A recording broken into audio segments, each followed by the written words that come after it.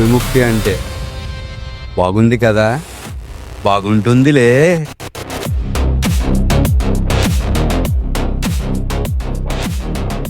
ఏమంటావు వరా? ప్రకృతిని గుణాల కారణంగా నీ అంతిమ కరం బలం ఏంటో తెలుసా?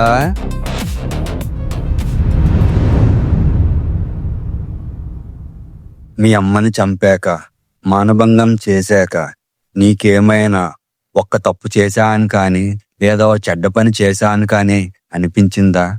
కొంచెమైనా బాధ కలిగిందా? బాధ? నాకెందుకు?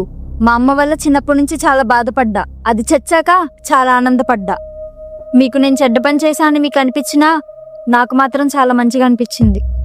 మంచి గొప్పదా చెడు గొప్పదా అంటే చెడ్డవాళ్ళు సైతం చెప్పే మాట మంచే గొప్పదని.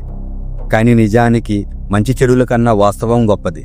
ఎందుకు అంటే మంచి చెడులు అనేవి మనిషి యొక్క పరిస్థితి